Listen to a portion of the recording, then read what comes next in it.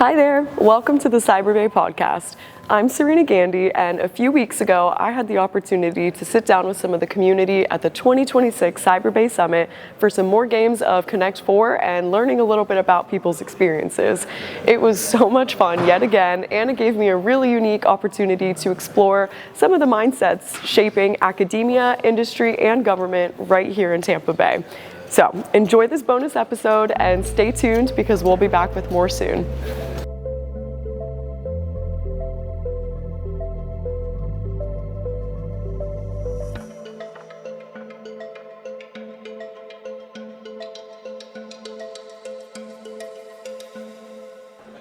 All right, I am here for my very first game of Connect 4 today with Dr. Sriram Chellappan. Hello. Thank you so much for joining me today. My It is pleasure. wonderful to sit down with you. So the way that we're going to decide who goes first, I guess we should clear this first, is by flipping this lovely CyberBay coin. So I kind of feel like the tree is tails, and then this feels like heads to me. Got it. So if you want, I'll go ahead and do the flipping. Please. I haven't practiced this today, so I'm a little nervous. Tails. That's right, we have to call, you're right. And you got tails, so Thank you you. are set. So you get to go first, and you can place your red wherever you wish. Perfect. All right, so you are here today largely in part to talk about the working groups, the CyberBay working groups. For those listening who don't know about them, can you give me some insight into what are the CyberBay working groups? Yeah, so this is the second edition of CyberBay. The first edition was held last year in October. And at the conclusion of the conference, after discussing with attendees, participants, three unique challenges were revealed to us. The first one was that the undergraduate curriculum needs to keep abreast with the latest changes in cybersecurity. Cybersecurity is very vast, very complex, intense, hands-on. Are the curriculum offerings today matching up to the pace at which the field is evolving? That's the first thing. Then the second thing was that the workforce, there's a huge shortage in cybersecurity workforce today. At this point, 500,000 jobs are unfilled in the United States alone, and the number is in the millions globally. So how do we close that gap? Wow. And lastly, and this is something that I know personally too, cybersecurity solutions are expensive. They are not cheap. So small businesses, public utilities, they are unable to afford these solutions. So how do we make sure that the solutions are priced in a manner that in some sense cybersecurity solutions are for all? And that's the purpose of these three working groups. Can you tell me a little bit about your role in the specific working group that you're a part of? Yes, so I'm leading the undergraduate working group. I also work with the workforce working group. But the undergraduate working group, the idea is that, again, cybersecurity is a vast field. There are so many jobs available, but the curriculum structures as of today are still pretty rigorous, right? There is only so much flexibility that a student has. Maybe upper electives they can choose, but beyond that, it's very rigid, very monolithic.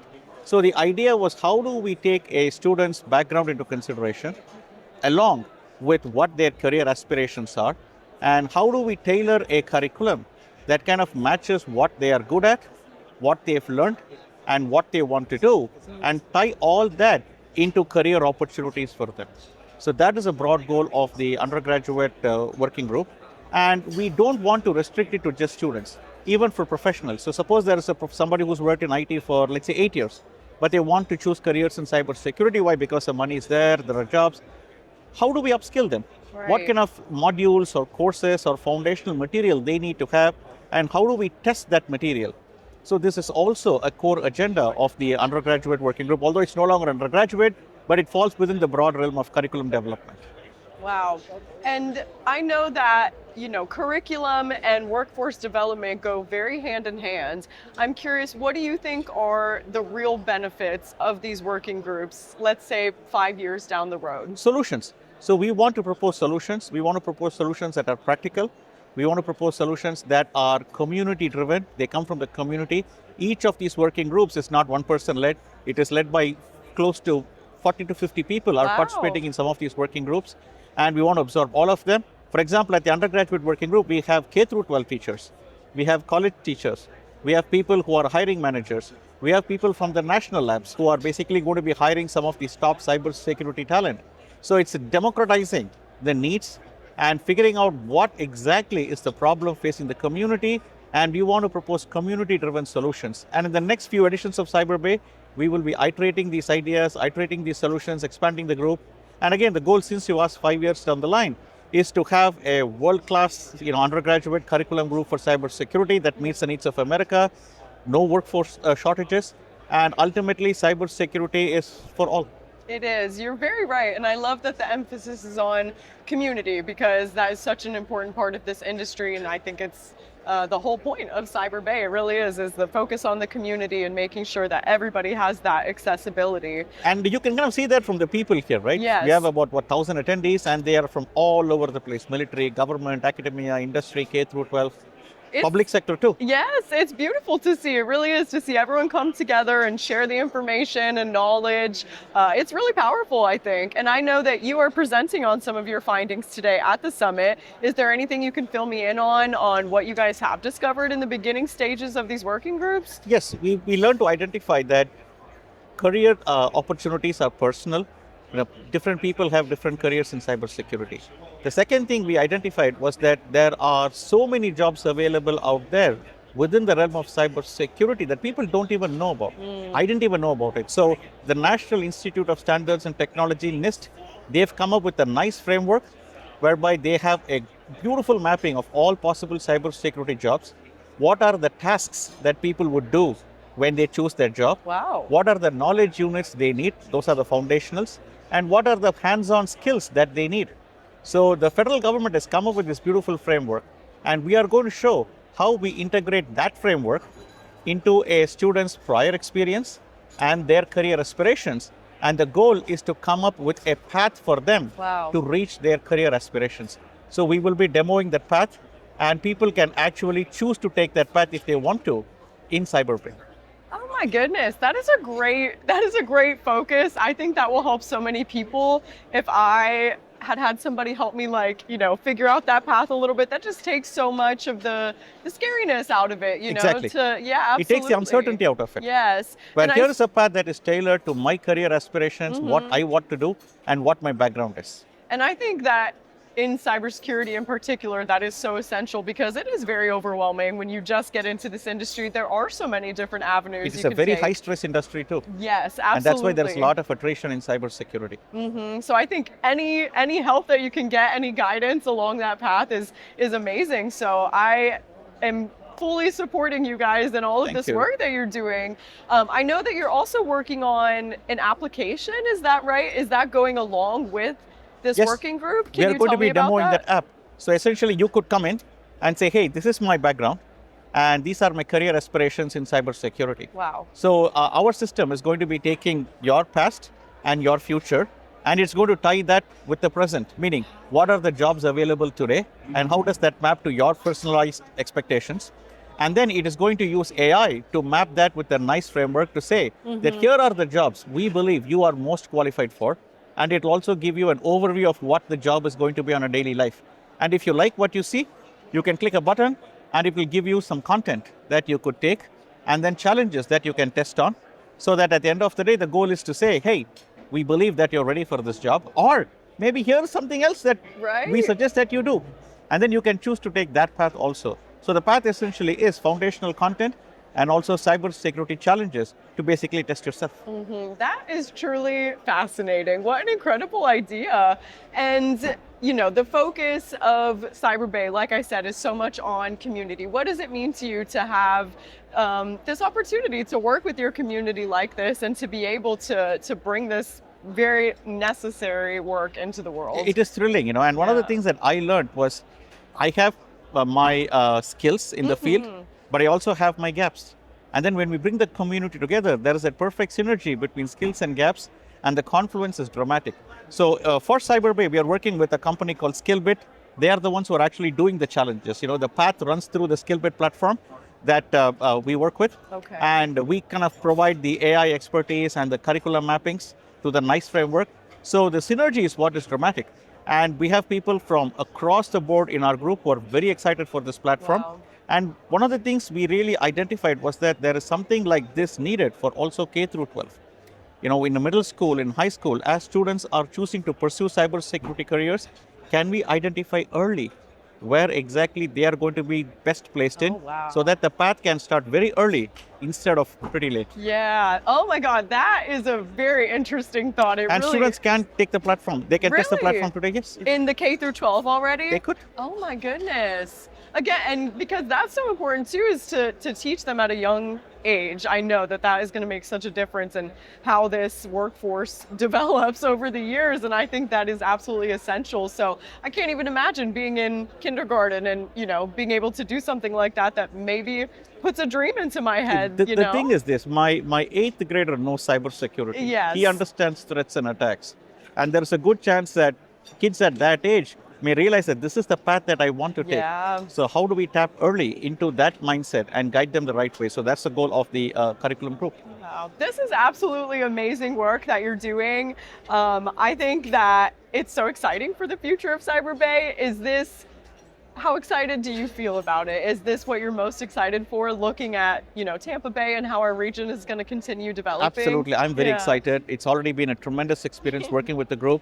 But as they say, the proof of the pudding lies in the eating, right? Oh. So at 2 o'clock, we will know, when people actually start testing the platform, what feedback they give.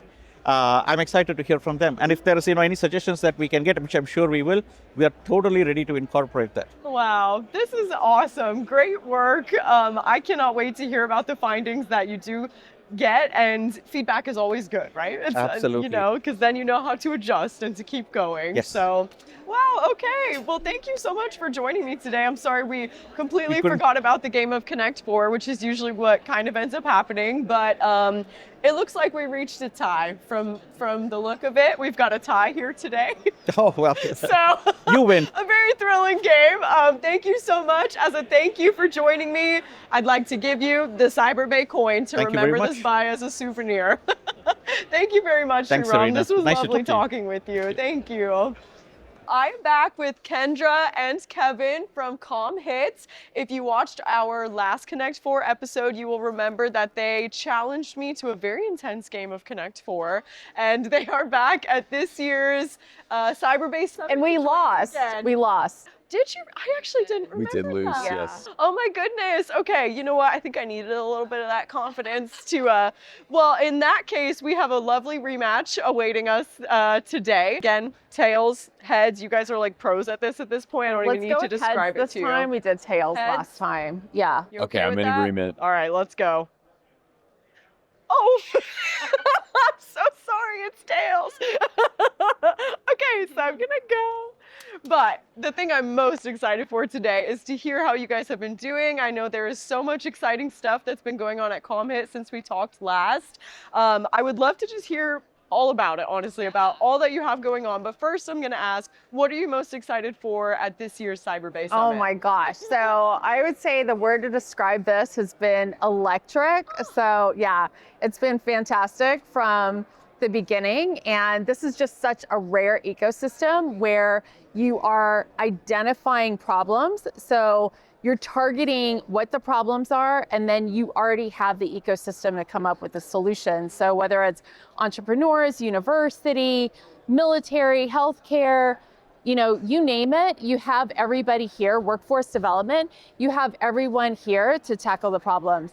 So one thing that, we really latched onto was what Jen Easterly said at the end, talking about legacy systems that are in place and the issues that are, occurring with those and how AI can be used to overcome that. And she's just like, have at it. Yeah. Let this be the mecca for cyber and AI. Take it to the next level. We can perfectly see how Tampa is going to be that. Yes, absolutely. Do you have anything to add? Yeah, I was going to say, I really liked her message, just talking about, that whole software cycle that we've had for as long as I can remember, where you have to keep updating, upgrading for new operating systems and, older languages, legacy systems. Like my dad actually worked in IT, and he programmed in COBOL. Yeah. At his company, they told him for like over a decade, we're going to phase out COBOL and switch to Java. They tried to do it, had the servers, everything, and they always kept going back to the COBOL. And he could have worked past when he retired. as like a contractor. There's always The a need. legacy system, it was built on Cobalt, and it wasn't really something that it was easy for them to change. Right. Oh, this is fascinating. Okay, I'm going to take a second to acknowledge that we've got a really cool sound check going on behind us too. So if you hear our listeners hear a little bit of drumming going on, it is the band cheering us on for today's interview. So Could be Foreigner, it could be Sugar Hill it Gang. could be. We don't even know, but either way, it's super cool. That is amazing. It was truly incredible to hear her go through all of that. And, the last time that we talked 6 months ago, I remember we got into the talk of AI and how quickly it was evolving. And it does not look like anything has really changed with that in the last 6 months. It's continuing to evolve very rapidly. I'm curious where your heads are at with it right now, and how can companies and people in like their daily lives, how do you think that they can implement it into their lives in like a healthy way? Yeah. So probably what this brings to mind to me is the work that we're doing with Michael Feinstein, and it's really new. We announced it about 2 weeks ago for the first time, and it brings neuroscience, AI, also together with music and movement, so art therapy, and it's designed to ensure that people with dementia can connect better with the world, can connect better with their adult children, their caregivers. We're really going to be moving this out through mobile integrated health, which is the type of work that ComHit concentrates a lot, especially with the fire rescue. So it's non-emergency care that occurs in home settings. So, this is going to be a way for caregivers and others to really connect with patients, and for them to be able to kind of, heal themselves and like I said, just kind of be part of the world and feel joy in what they're having. And also art therapy works for other cognitive impairments, anger control, substance abuse. Yeah. Like, it's all evidence-based, and we just can't wait to get moving with Michael Feinstein. I think this is such an exciting and cool update. Seriously, so cool. And I think a lot of people would probably not put together health, technology, and art. Why would you tell them they should think otherwise? Like, how do they actually all connect together? You want me to go? There's a lot of pieces to that.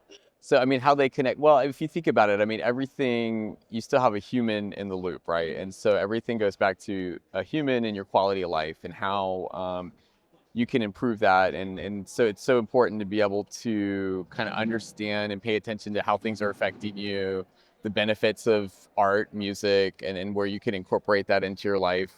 Just like it's important to have good nutrition and, exercise and Yeah, and the way that you may not be able to remember what you did yesterday, but yet you can remember songs that you sang, 20, 25 years ago.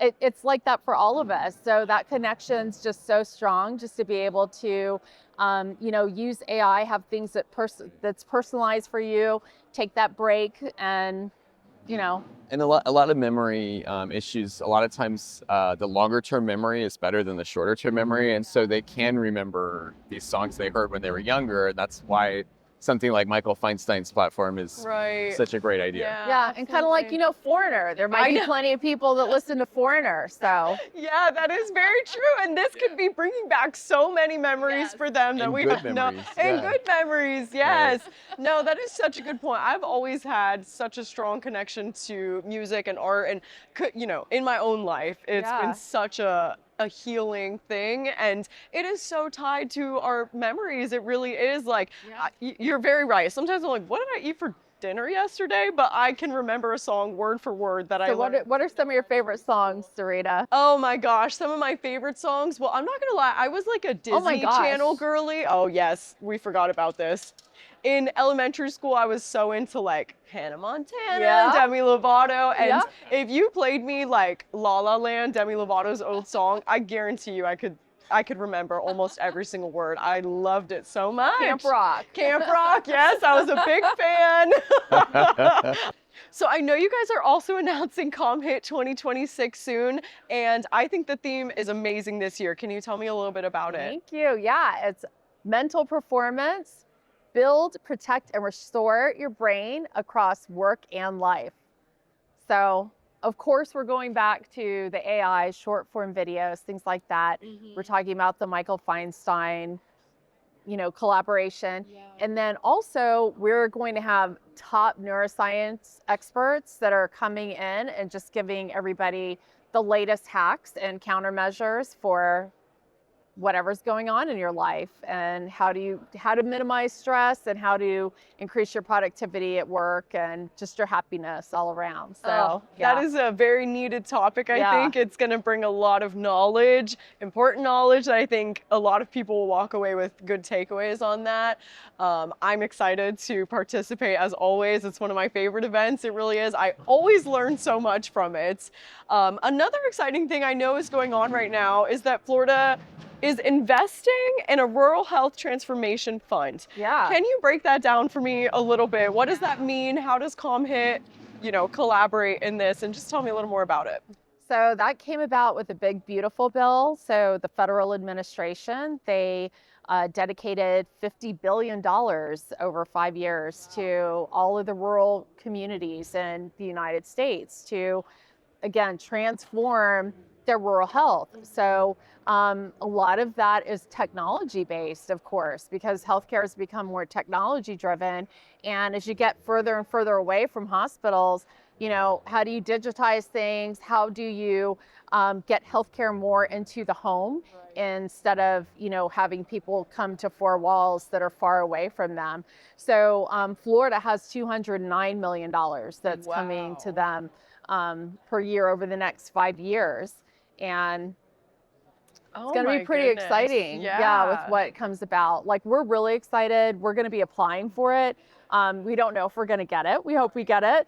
But how we have our team of partners that, always come along with us that are just doing the newest and greatest things. Oh my gosh. Drones, remote patient monitoring, things with like rings that are going to be measuring, glucose and transdermal measurements, and, a lot of work with resilience with first responders, with nurses, as well as patient care. Yeah, absolutely. Such important work. Oh my gosh, you guys have so many exciting things going on right now.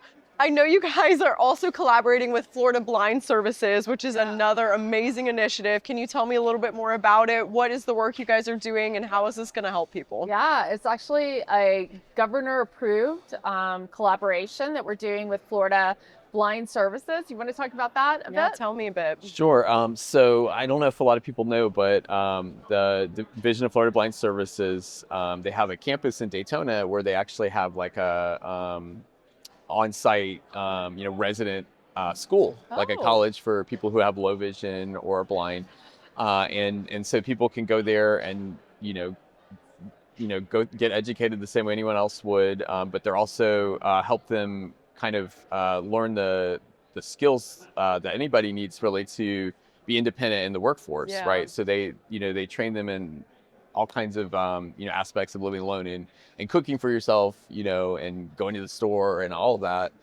But also they train them at a number of programs, including IT. Wow. So they do the CompTIA training. They have an in-person teacher who works with them, and they spend about 9 months on each module. And so they're getting really good training, and it's really amazing what they're able to do with assistive technology. Like, it's getting better and better. Like, just think the Meta glasses, but even before that, the smartphones, enabling somebody who's visually impaired to read all kinds of things, even geolocate. And so, I mean, what's really cool about it is you have people who are very keyed in, focused in on like auditory, verbal, but also technology. And what we're trying to do is work with the school to help place employee candidates in apprenticeship programs with employers. So employers that need IT staff, cybersecurity. So really, I think I want to use this podcast to ask all of your audience working in cyber to please consider hiring somebody with low vision, someone visually impaired. Because it's, it adds diversity, and also it's, like kind of a unique team member who's going to be very specialized in certain areas and be very helpful. So please reach out to us if you're interested in finding more out about that and partnering with us, ComHit, and the Division of Blind Services. Absolutely. Yeah. I mean, talk about a unique perspective on the world. And I think diversity of thought is incredibly important. And that is like such a unique view that they have. So yes, please connect with Kendra or Kevin to find out more information on that. And I think, kind of in light of that, what do you think that companies should know about the value like that these people can bring to their organization? Well, like I said, I mean, they're going to be auditorily focused. I Yeah. mean, they'd be great for like a help desk where somebody, in the company or outside calls and is like, hey, I have this problem. They can talk through it, learn what the problem is, maybe even troubleshoot it on the phone, but then take that information back to their team, and either they can help solve it, themselves, or work with their team to kind of get that taken care of. But it's like, I'm telling you, like the people They're I've well met, trained. the people I've met both Yeah. there and at working with other visually impaired focused organizations like Lighthouse for the Blind. These people have such great personalities, Yeah. and they're, they really listen. You know what I mean? And that's such an asset, especially in this day and That's a age. huge asset in Yes. this day and Yes. age. Yeah. So it's like, don't think that they're disabled, but differently abled and actually augmented in areas. Right. So like, definitely keep your mind open about hiring somebody on your team, that's visually impaired and trained in CompTIA. Yeah, and again, the accessibility is there because of all the different types of technology modalities that they can use. And that's one thing that really impressed me when we were on site at Florida Blind Services. They have a lot of different technologies in a room that allow people who have low vision to try them out and see how they work for them. And then, enrich their lives and enrich their work life, with these types of technologies that help them. So we definitely hope that we can place many more of them in competitive integrated places. Like, they don't necessarily want to be working just at companies where, most everyone is low vision working at the company. Like, they need to be integrated into regular companies. Absolutely, and they deserve to have that variety. The work you guys are doing is incredible. You do so much good work for the people. Like, the work you are doing has such an impact, and every time that I talk to you, like, I feel like part of me is just like, I can't even wrap my head around it, because you're looking at so much of the big picture that most people can't look at, and like, they don't know what to do and how to help people. So thank you both for all of the hard work that you do to make the people of Florida safer and, just make things more accessible for everybody. It's amazing. I'm very grateful to know both of you, and you're very inspiring, truly.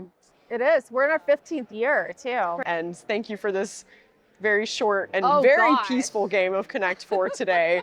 The conversation has just been too good. It just has. So thank you. Forgot. Your practice was for nothing. I know. Oh gosh, So he all the practiced, training. yeah. Did you really? Come back. It's okay. I started out with a goal, but the journey has gone beyond that goal. It has. I don't know what journey we're on right now, but it's been a fun one. I can Yeah. say that. It has been a really fun one. And I can't wait to share this conversation with the world, honestly. Thank you both. Kevin, you. come back later. We'll play a real game of Okay. Connect 4 if you want. All right. You can practice those skills. I am here with Mark Sokol, the Chief Marketing Officer at CyberFox, and we are going to play a game of Connect 4 together. Mark, thank you for being here. I can't wait. When you said Connect 4, that's the only reason I'm actually here. I don't blame you. It's a very fun game. My first question for you is, are you a competitive person? Actually, I am. Yes? Yeah. Does Yeah, that come big. out in games like this? It can. Big with the family. Yeah. That's usually, we get very competitive family. Right? Yeah, there are some members of my family that we just don't play games with anymore because it just gets a little bit too serious every Oh, okay. time. We don't do that. But yeah, I hear you. So to determine who goes first in our game of Connect 4, Okay. I'm going to flip this CyberBay coin. Okay. So I feel like the palm tree is tails, and this feels like heads to me. Okay. Would you agree? Sure. Enough? I'll try to remember. Okay. Okay. And do you want heads or tails? I'll do tails. Tails. All right, let's see. Heads. Okay. All right. I'm so sorry. You've done it before. I know. I A know. little suspicious. You know, All right. very suspicious of me. All right, so to start off, for those listeners who may not be familiar, can you tell me a little bit about CyberFox and what your organization does? Sure. CyberFox is, we're located in Tampa. We have over 100 employees. Wow. We do have developers that work kind of all over the country, but the majority of our colleagues are here in Tampa Bay. We like to say that we provide practical cybersecurity for lean IT teams. And a lean IT team could be 6 people, 1 person, could be 50. Everybody's overworked, everybody has a lot to do, a lot of projects, and we help simplify cybersecurity in a lot of ways of what we do. The categories are privileged access management, a PAM tool, password management, and DNS filtering. So that combination helps essentially the small IT team get more secure more quickly than they normally would with some of these really large applications that are out there. Yeah. It costs a lot of time and money. So yeah. You're kind of simplifying the solutions for people in a way because It's in our core, that's kind of our core belief, is simple solutions, not overly complicated solutions that require you to maybe outsource or hire additional people. It's with the staff you have, you can implement our solutions pretty quickly. Wow, I really love that because I think a lot of the time cybersecurity is a little bit overcomplicated and it's just a very, can be an intense thing to learn and to understand. So having someone to help simplify it for you and show you the very, direct and simple ways that you can stay protected is amazing. So that's an incredible mission that you guys have. And you said that you are based here in the Tampa Bay area. How would you say that the Tampa Bay, CyberBay momentum and community that's here, how has that impacted the growth of CyberFox? So I go back a while here in Tampa Bay, and we struggled to find people that would want to move to Tampa from out of state, right? They're like, well, if it doesn't work out, I can't just, like if you're in San Francisco, you could just walk across the street, right? It's true. That's changed. Now people are coming here, right? It's, it's still more affordable than San Francisco. And the talent from USF, from University of Tampa, we have some great people that we've brought on from just the local schools in a variety of different roles here. And just really good people. And so we found really a strong talent pool here in Tampa, and we continue to do that as we add additional people. We'll go out to those schools and bring people in that we like, and part of it's culture, right? Part of it, they have to be a fit with the culture. There's a lot of criteria that you need for somebody, but fitting in with our culture is probably the most important thing to us. That would make sense to me because I know you were just recently announced as one of Tampa Bay's best places to work, and that's not the first time your company's received that honor, no, is that's actually 3 years in a row. 3 years in a row. Yeah. So culture must be very important to you. What do you think it is about the work at CyberFox and the culture that you guys have that makes your employees feel so proud to work there? Yeah, so when, especially this one, we actually have a few other best places to work nationally type of awards, right? But the one here locally, 3 years in a row, they give you like a word matrix, like a bunch of words. And the one that stood out in the middle has been 3 years in a row, has been fun, actually. That's the word. Transparency, ownership, people working hard, but really the fun aspect of it, because we like to say that you spend a lot of time with your work colleagues, sometimes maybe less than with your family. Yeah. And so we try to mix it up a little bit to make sure that we're also enjoying our time together and learning about each other, and laughing. That is a big part of it. Yeah. But we're still working hard. Absolutely. Yeah. I think it's so important. I found the same to be true with my team, that, we have genuine, authentic connections and relationships with each other, and we do have that fun together too. And it makes you want to work together. It makes you want to support the mission that you're doing and keep collaborating with each other. So I think that's a really incredible core value to have for a company that's doing such important work. So fun. That's good to know. Do you guys play ping pong together or something? How do you keep things fun? Oh, we got that. We I love it. Yeah, we do have a whole bunch of things around the office that we do. But no, actually, we've gone to a theme park, water park, so we've gone to we'll hop on a bus and go somewhere at times. We're planning something here in the next couple months to do something. We have an offsite.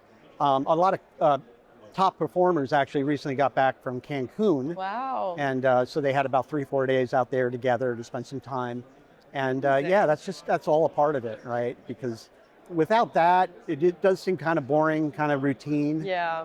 In our line of work, it's never boring. There's always something happening, some incident happening in the security space that we have to maybe address or kind of identify and things like that. But yeah, so we keep it light from that perspective.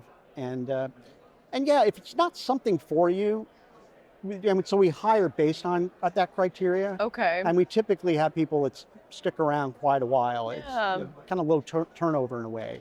So it helps from that perspective as well. Yeah. It's a true community, I think. There's a difference of just having coworkers and having that sense of community. And I think the community in this industry is actually one of the most beautiful things about it, and is one of the reasons that I'm a supporter of this CyberBay movement, is because I think the community is ultimately at the core of it. So Sure. I'm curious, why do you think that, or what do you think makes Tampa Bay's cyber community unique compared to, like, let's say Silicon Valley? Yeah, I think from a certain aspect, of course, we've had other groups that have been, in the Tampa Bay area. They're tech, oriented at times over the years. And the ability to, no one really wants to hear from vendors like us, right? They like getting together with their peers, whether they're at the water company or they're at a construction company, but they're all in IT, right? Or they're all in cybersecurity with IT, right? And there's learning that they each get on their own that they bring into an event like this together, and they share that experience together. That's really the most important part about it. Yeah. Absolutely. So I know that CyberFox recently announced a major funding milestone. Can you tell me a little bit more about it and what that is going to do for the growth of your company? We did. So we looked at, I'm not one of the founders. We have some of the founders, Adam, David, Anthony. They know their names, so I just use them, right? But they looked at it and they said, well, for us to really accelerate adding on to our platform, maybe looking to acquire some organizations. It was entirely self-funded up until when we announced it in January. Wow. Entirely self-funded, the last five years or so, Oh my 5-6 gosh. years. And we thought, well, to really accelerate it, we really need somebody to come in as a partner. We have a great partner that came in that we announced. But the really cool thing about it, so we're going to put that into development. We're going to put it into maybe some acquisitions as far as other organizations. But the really awesome thing that is unique in this space is that every single employee of the company also got a payday as well. So everybody in the building, maybe somebody that started the day before it happened, that didn't happen, but it was everybody else. It really was. And, so I think that's really nice. So some people could, oh, wow, I can put some money in the bank and maybe not have to worry about, in the old days you would float checks, right? I don't know if they're doing that, but it basically gives you a little peace of mind that you have that money to use in some way. Wow, that is amazing, and just plays into what you were saying about, the community and that sense of like true connection that your employees have within the company and the organization and the culture. And that reminds me a little bit of Mr. Arnie Bellini, and when he sold ConnectWise, like that he looked out for all of his employees and made sure that they were taken care of. I think that is very powerful and creates a sense of loyalty for sure. Yeah, I think so. And we continue. So that was just like event one. Right. So where everybody in the organization now has the next block of stock units. Wow. And we're all looking forward to that next, big growth that we're going to have. And with growth, there's growing pains and changes and things like that. But for everybody that's coming along on the ride with us here over the next several years, there'll be another one. There'll be another payday for them. But ultimately, for our customers and our partners, they're going to have access to a bigger, more deep platform. We're going to still keep it simple, but they'll have more tools to be able to protect their employees, their businesses, and their customers overall. So looking ahead a little bit at these next several years, what do you envision for the future of CyberFox? What does success look like in your eyes?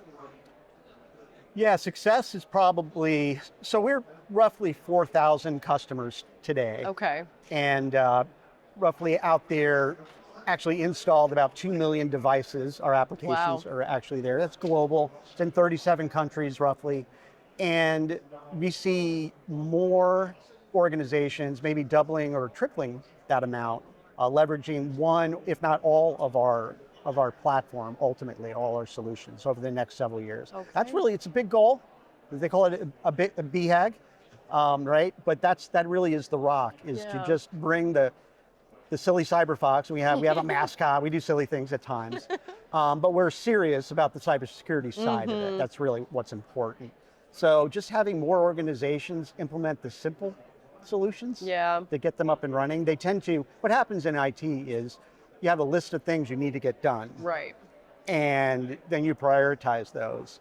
And we allow them to get through that list a little bit faster. Okay. Right? So maybe it's not a 5-year cybersecurity journey. Right. Right? Maybe it's, over a couple of years versus that length of time, which can happen. So. That's amazing, because I just know just in daily life, even if it's a short list sometimes, like it can be so overwhelming to get through that list, and other things pop up and take priority and you never get through it. So to the fact that you are offering support to help them actually get all of that done, I think is incredible, very important. Yeah, if you think about any IT project, right?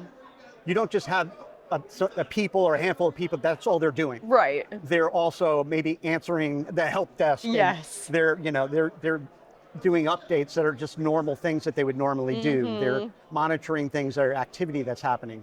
So there's so many things that'll pull them away. It does take an extended amount of time to get things up and running.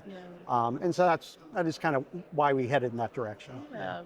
And when you think about the future of the Tampa Bay region and just the continuation of the CyberBay movement, what excites you there? Well, it's just so many people that are coming into town. Matter of fact, this wasn't the case 10 years ago when I was hiring people. Majority of people we would hire, they went to Florida schools, they probably grew up in Tampa area and things like that. And now I have a significant amount of people that work in our organization. And while we do work with the local USF and University of Tampa, right, they're coming from all over the country. They're moving here, maybe getting out of the cold. Yes. Right, maybe they want to be by the beach. I can't blame them. Yeah, and that's what is unique the last couple of years. So I just see that continuing. Yeah. Are you a Tampa native? No, okay. But I outside of Tampa, I did generally grow up in Dunedin. Okay, I was going to say so Tampa Bay, it's the way you speak about it, it makes me feel like you were from Florida, at least. You were born and raised. I was a kid. Okay. Came down. But and that is unique. Yeah, I did. I happened to go to USF. Yeah. I had 2 degrees from there, right? Yeah, and. So yeah, it is unique, and I just never left the area. Yeah. Never left the area, which I very much could have, being in software and technology. In that story, I said there's not, at the time, there were not many opportunities like there are today. Right, and who knew that you would be here still, like in this, this moment, this movement of CyberBay and us really becoming that cybersecurity tech hub. It's a crazy thing. I am a born and raised Florida, Tampa girl, and I have watched it change significantly over the years, and all of this is one of the biggest, I think, parts of that, really. So it's very exciting to see and to witness, and I'm excited to watch CyberFox continue to grow over the next several of years and see where this kind of movement takes you guys and the work that you're going to do. Yeah, we're looking forward to it. The growth has kind of destroyed our office at the moment, and we got people stacked on top of each other. We didn't go as far as putting somebody in the janitor closet, but that's still available. So we'll see, right? Okay, we might have to get there, but hey, maybe like desk bunk beds, is that a thing? Desk bunks? Oh, we'll figure it out. Yeah, maybe we should look into that. That feels like a good idea. Well, thank you so much, Mark, for joining me. I'm just too into the conversation today, but it might be good because it sounds like we're both a little bit competitive. So I think that we're both leaving here today in a peaceful way instead, and I'm okay with that. So. Well, I know who would have won, so I think that's what matters. Interesting. Okay, I'm not even going to ask a qualifying question to that. For joining me, I would love to give you this CyberBay coin as a thank you and a souvenir of your time on the podcast. Very nice. Thank you very much. Thank you very much. It's been a pleasure chatting with you and learning more about what you do, and I do look forward to staying connected and seeing the work that you guys do in the future. For sure. Thanks, Sarina. Thank you. All right. Very nice to meet you. Same here. I am here with Dr. Alex Djahankhah, and we are going to play a game of Connect 4. Okay. Thank you for joining me. Which do you want to choose? I like tails. Tails? All Yes. right, let's go. I'm going to do my best with this one because I haven't had great luck today. Ah! Tails! Oh my gosh, that was definitely the best flip I've had all day. You're my good luck charm. All right. All right, so you get to make the first move in this game. Perfect. Okay. And my first question for you, I think, is a very important one. Are you a competitive person when it comes to games? Yeah, Yeah? I am. Absolutely. Does it show up like when you do family game nights and stuff like that? I do. Yeah. Yeah. I don't let my daughters win. So. Really? What is the game that gets you the most frustrated? With them, say chess. Chess. Yes. Oh my gosh, that is an intense game, and it makes sense because it takes a lot of logic, it takes a lot of Yes. thinking. So when someone, beats you in it, it Yes. feels like a personal That's attack right. a little bit. That's kind of how I feel with this game sometimes too. I'm not gonna lie. Yeah. This is up there for sure. It is. It really is. Especially the giant versions of it too. I think that those get incredibly heated, and I can already tell you've got a little bit of strategy going on Yeah. here. So. Can you tell me a little bit about who you are and what you're doing here at the CyberBay Summit today? Yeah, of course. So I was in the Marine Corps before coming here. I was stationed in Okinawa, Japan. I was an information officer with 3MEF Information Group. I got out and came straight back to my hometown in Cape Coral, Florida. I was at the time Edison State College, now Florida Southwest State College. They took me back. They took me in. So I had gotten my master's and my doctorate while active duty, and they took me in as a professor, and they wanted me to share my experience as an information officer, as a communications officer, and share that with the students, get them motivated. And I enjoy these events here because I can bring that back to my students and get them ready for the next step. Oh, that is truly awesome. I think that you must have a very unique and needed perspective, and one that I think reflects a lot of what CyberBay is kind of trying to do, which is to unite all of those pillars. How do you think that your experiences have impacted the way that you kind of show up like in this industry? I can show them real world, right? So in the past, I was the Air Station Communications Officer for Air Station Buford. Wow. So I had civilians working for me, and I had to do the hiring for my cybersecurity branch. Yeah. And so I was able to read resumes, see, actually get that value from the employees, and I can share that with my students. Like, look, I used to do the hiring part. Right. This is what you need to be good at, and this is what you need to share. And you need to come to events like this, especially in our age with AI and all these resumes coming in every day. Oh my gosh, yeah.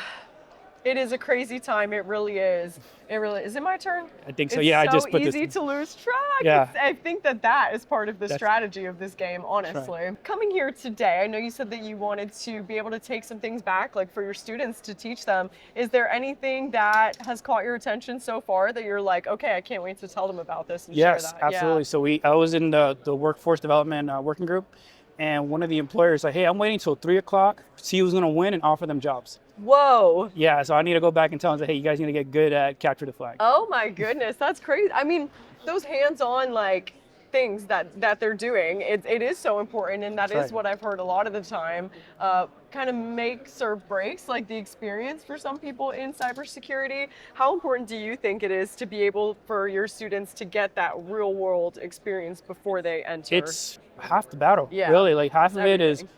you show up, you do your assignments, you do your homework, Yeah. and then you leave. That's not enough. That's not going to meet the requirement. So you need to go to this event. You need to actually talk to people. Yeah. You need to actually have a passion for it. I look at my students, I ask them, it's like, all right, you want to commit 2 years for an AS in cybersecurity. Who here actually comes from IT? Who has experience in IT? And none of them have any experience. So you're going to compete against people who just recently lost their jobs at Google as programmers. So who's going to look better, right? The person with industry experience who just got laid off versus you just graduating with an associate's, right? And you're not going out meeting people. Yeah. Right, so. That's a very good point. And again, I think is one of the best benefits, not just of the CyberBay Summit, but of networking and these kinds of events. I think it's really important. What role has community played in your own career and your evolution throughout the years? So I would look back to my time in the military, going to different planning conferences, making relationships with other units, because the military does a lot of military exercises, right? Right. And they bring a lot of units together to work together to meet the commander's intent and deliver, right? And then show that they have the proficiency in their field. Those relationships that I made with other units and other key leaders really made our job easier, because I knew who to go to when I had an issue and a problem. Okay. And I was also someone that people can go to for, answering some of their questions and problems. Yeah, absolutely. I was going to say, I think it kind of works both ways, actually. Right. Like, you have people that you can go to, and then people know that they can trust you and turn to you as well. Right. Absolutely. I think that networking has been one of the more impactful things that I've kind of learned, throughout my time in this industry, is just like how important it really is. And hold up. Hold up. Did I go extra? I think 4, 5, 6, 7, 8, 9. Starting to get me. 3, 4, 5, 6, 7, 8. Yeah, no, you're next. I have 9 on the board. No, I was you're went right. first, so it's your turn. I see you've got a couple things going here. Yeah. This is multitasking at its finest. This is multitasking. I feel like you have a leg up on me, being experienced in intelligence, and I'm a communications gal, okay? Oh my gosh. Yes, networking. It's been one of the more amazing things I've gotten to experience, and it's taught me so much about community and networking. It has been such an essential part of my career experiences so far. And a lot of CyberBay is focused on really fueling the future, of our digital landscape. I'm curious, what role do you think community is going to play in kind of making that all come to life? I mean, we are a community. We are a society. Like, the base of everything is human connection and human relationship, right? So get out of the classroom and then go to, locations like this, like events like this. Go back to the classroom as an academic, as a student, as a administrator. Like, okay, this is what's going on in the industry. Let's get you ready for that next event. Let's get you ready for what employers are looking for, because unfortunately, a lot of academia does not align with industry requirements. That's true. Industry is moving so fast.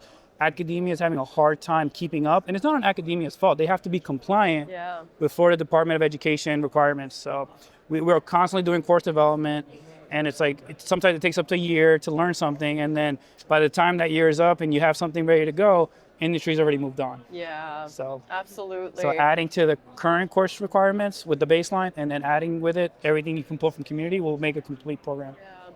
Earlier today, I was talking to Dr. Sriram, and he's part of the CyberBay working groups. Do you know about are you involved I am in those? In the workforce one, yeah. Okay, can you tell me a little bit more about what you guys have done, the work you've done there? So one of the things was distorted entry-level roles. So you have all these cybersecurity roles that are currently open for people, but unfortunately, a lot of the graduates are not getting into that entry-level role.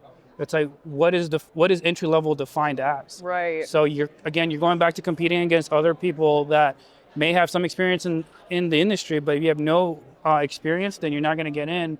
Also, sometimes these resumes don't actually translate to actual work performance.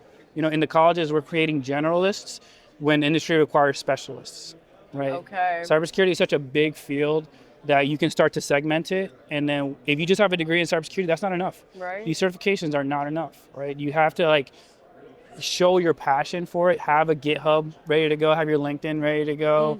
What artifacts can you share that shows that you actually are good in this area? Right.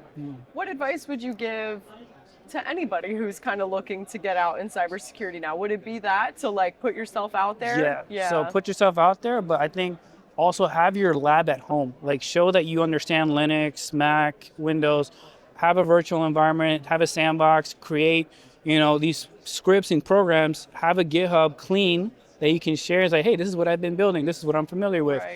Right. Sometimes there's script kiddies where it's these people that they do these little minor cyber attacks, understanding where they're coming from, understanding those programs and how to beat it, right? If you just do your homework, that's not enough. Again, show that you have those artifacts. Think of an art student, right? Someone that's studying art. when do kids start drawing? Right. As soon as when they're Very big, they're young. fingerprinting, right? Very young, yeah. Now, how does that translate to cybersecurity? We play with our phones, but that's it. Yeah, they're literally like growing up with it these Yeah, that's right. days. Yeah, like That's right. 3-year-olds, are on using the technology and Yeah. and absolutely it's a huge part of their lives. It's Yes. very different from when I was a kid, like Right. very, very different. So it's incredibly important. And what do you think about kind of building that pipeline, like starting young, K through 12? Why is that important? Yeah, I deal with this with my daughter. She's 9. She sees me like boring. I'm boring. Yeah. Right? She's You're like, I not don't want to cool be at in front all, of a computer, right? But there are kids that are in front of a computer. They have to actually be open to learning languages, programs, gamify it somehow.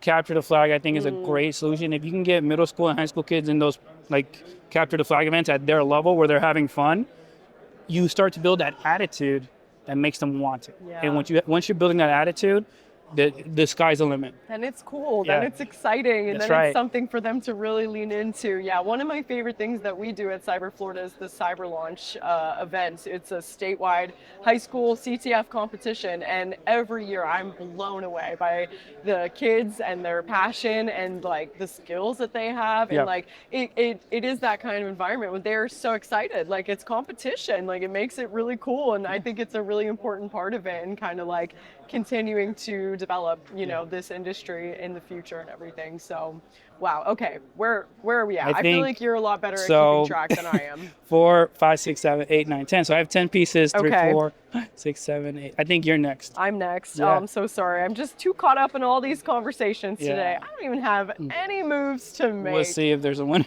Oh my gosh. One of my favorite questions is I like to ask people if they have a strategy when it comes to Connect 4. No! No! I chose the worst possible option. All right, They that was were great. all bad choices. I should and have let you finish chose the talking and then worst like, one. anyway. So your strategy is to just be really good at multitasking is what I'm seeing, because that was Yeah. very impressive. I saw it. I was like, oh. Wow. I was- Okay. Well, you know what? In a way, I almost feel like that was like teamwork. We did that together. Thank you so much for joining me. As a thank you, I would love to give you the CyberBay Oh, thank you coin so to much. remember your time on the show. And it's been lovely talking to you and too. getting to hear a little bit more about the work that you do. We've run into each other so many times, Yeah. so it really is so Yeah. nice to finally sit down and Yes, hear I more about agree. what you do. So thank you so very much. Thank you, Lovely, Sarina. good game. I am here with Callie for another game of Connect 4. Thank you so much for joining me. Thank you for having me. Absolutely. So the way that we're going to decide who goes first is by flipping this CyberBay coin. I kind of feel like the palm tree is tails and this feels like heads to me. I agree. Do you have a preference of which one? I'll do tails. Tails? Okay. So I'm going to flip it. I'm sorry if I hit you. I'm not very good at this. I'll catch it. It is heads, okay? So I'm going to go first. And then whenever you're ready. So Callie, tell me, who are you and how did you end up at the CyberBay Summit today? Well, I'm Callie, as I was stated, and I am an FSU college student. I'm majoring in information communications and technology. I'm a junior right now, so I graduate next year, which is really exciting. And I am here because I am a part of STARS, which is a club in my college that kind of funds trips, sort of like these, like wow. professional networking trips. So I came here with a couple other people that are interested in cybersecurity. We're all in the cybersecurity club or in some technology field. So we just came here to learn and explore and connect pretty much, yeah. Yes, I love that. That is truly the whole point of CyberBay, is like the connection and the community aspect of it all. So Yeah. you're here for all of the right reasons. Can you tell me a little bit more about your major and what that was a good thing, I and was what hoping you it didn't kind see of I know it's hard to like focus. I know. It is. You're doing great though. You're doing a very good job. Thank you. But that's so interesting. I don't think I've heard of that major before. I'd be curious to know a little more about it. Yeah, so at first I was just IT, which is, you obviously know that one. Right. And then I found out there was another path that was, it kind of integrated communications and marketing with technology, like normal information technology.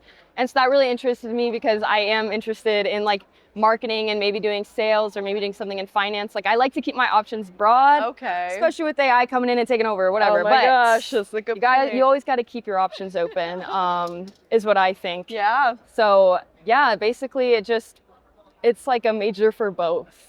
I love makes that. Yeah, I sense, was gonna yeah. say it sounds like a really good balance of like all of these things It that you're is. interested in. That's Yeah. Is there I was going to ask too if there's anything in particular that you're hoping like you'll end up in come the end of college and everything, but are you kind of just going with the flow and seeing how it ends up for you? I'm definitely going with the flow. I want to do something in maybe either fintech or cybersecurity, like in that role. It's just hard with cybersecurity because we don't have like, it's hard to get an entry-level job, and you know, things like this help where you're here connecting with people, and there's actually so many good people here that I've connected with, but it's still pretty difficult. So I'm kind of just like, I believe that things work out the way they're supposed to work out no matter what. So if I get rejected, you know, it's just redirection, sort of that kind of thing. 100%. Yeah. I could not agree more.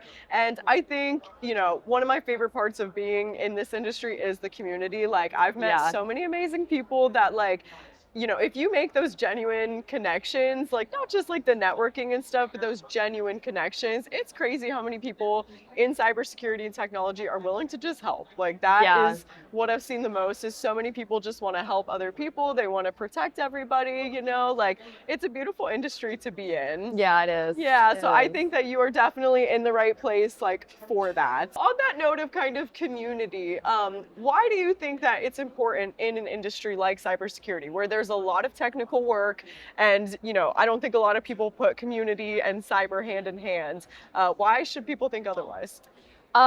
Because you're all working for the same goal. Like everybody in cybersecurity is working towards the same thing, safe networks, safe infrastructure, like everything. You have the same goals. And also I always feel like there's going to be somebody that knows more than you about certain things. So it's always good to have the option to go talk to people and ask for help if you don't know something, or maybe they ask for you for help for something else, you know, like it's all just collaboration is key. Yeah. I believe. And you said that you are at FSU. Do you have, are you familiar like with the Tampa Bay area, or is this your first time here? I came here one time last spring break because one of my friends lives here around this area, but I've never been like in the city. Okay, so what do you think of it now that you're here? I like it. I don't know. It kind of reminds me of Orlando, which is where I'm from. Okay. So I don't know. For some reason, it just feels similar. Kind of a little nicer here, actually. I'm not gonna lie. I would rather live here. Yeah, I will say I was born and raised in Tampa, and my favorite part of it is that I feel so bad. Oh my gosh! So I don't know why I was thinking I you're just fine. am loving the conversation, so I didn't want to like. Oh shoot! I wasn't even paying attention to that area. I was so focused. You know what though? Okay, I feel really bad because Don't feel bad, it's so a game. kindly like sat down with me, but I feel so comfortable like talking to you, and just thank it's a you. very chill environment. Yes, So it's just been fun. And you're truly. super like this was fun actually. Even though I lost, that's okay. That's Okay. Is there anything after this game that you're looking forward to with the rest of your day? My friend that I came here who goes to FSU, she's speaking. She's presentation. Oh my goodness. I'm excited to hear what she has, like how she presents, what she has to say. Yeah. That is very exciting. I Yeah. wish her the best of luck. What's her session? Do you remember? She's doing how to protect your LinkedIn. Okay. Something with LinkedIn. That Yeah. is very important. It really is, because I know everybody here is on LinkedIn. Yes. Well, thank you so much, Callie, for joining me. This was so much fun. Thank you. As a thank you, you can keep this CyberBay coin Oh my as gosh, a little yay. souvenir. Wait, this is adorable. Thank you. This one's gonna make everybody so like smiley. I can just really? feel it already. 100%. Have you had somebody mean Look on at Travis. He's so smiley. Thank you so much.